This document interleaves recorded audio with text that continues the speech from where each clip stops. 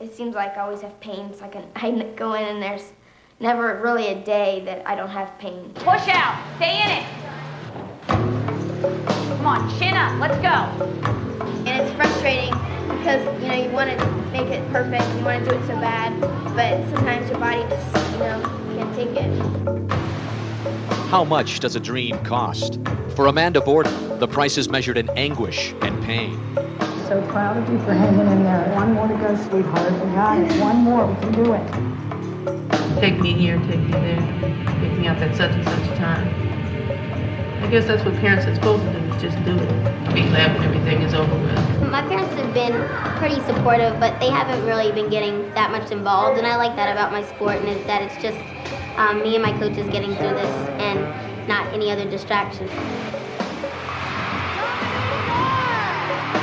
Sometimes the price can be more than physical, more than emotional.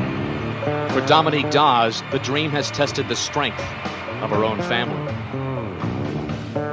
The ability's there, but just when it comes down to it, a lot of times I don't put it all together. Hopefully one day I'll get it straight. Getting it straight, getting it right, getting it perfect.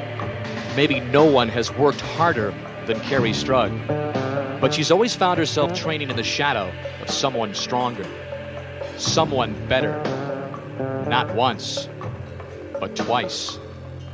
What of Kerri Strug's dream? I may not go out and win every event, I may not win every competition that I'm in, but at least I've been throwing difficulty and doing this right and making all-around finals and all 4 events. But sometimes the dream really does come true. Shannon Miller is the most successful gymnast in U.S. history, yet she's never won a national championship. Last year, elbow surgery put her title hopes on hold. Now, what do you think her dream is? Tonight, the greatest female gymnasts in America look to fulfill the dream. They compete for the right to call themselves the best all-around gymnast in America.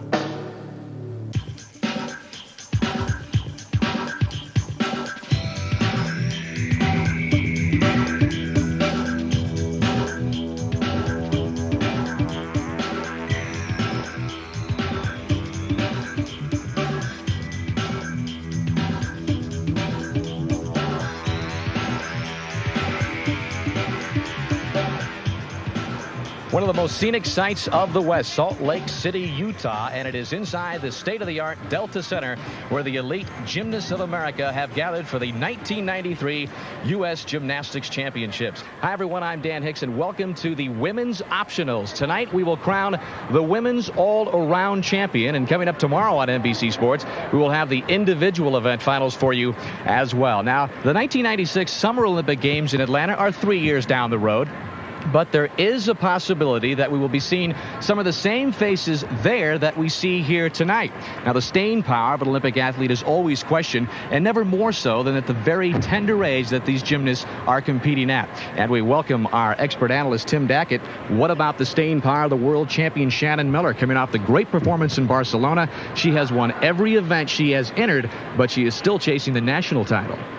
Well, that's right, Dan. You know, basically, Shannon Miller has kind of gone backwards when you look at traditional gymnastics. Usually you win the national championships, and then you go to the Worlds and hopefully pick up a title and then maybe an Olympic medal. Well, she is chasing this national title, and I met with her just the other day, and she said she wants this one, and she wants it bad. Well, there's no question she has all the momentum, but have her closest pursuers been able to keep up with her? Well, you know, in reality, I do not think that Shannon Miller can be beat in this competition. She has to make a mistake for somebody else to capitalize. All right, well, the competition is split up into 2 nights. 30% of the scores come from the compulsories.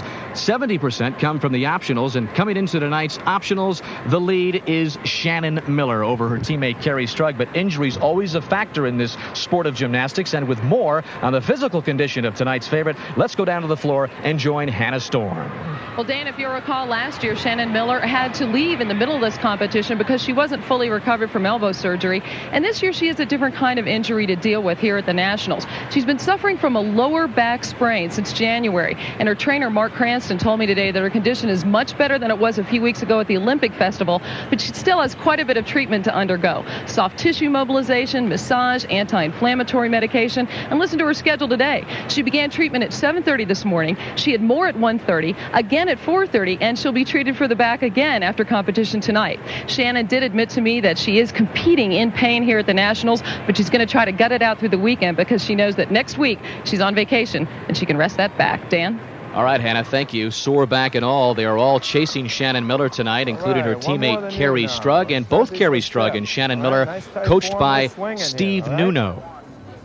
And Amanda Borden, she burst onto the national scene last year. It was her very first competition at the national level. She is looking to move up this year, and so is Dominique Dawes, who enjoyed an extremely successful World Championships earlier this year. But this is the first of 4 apparatus tonight, and the first to the bars is Carrie Strug.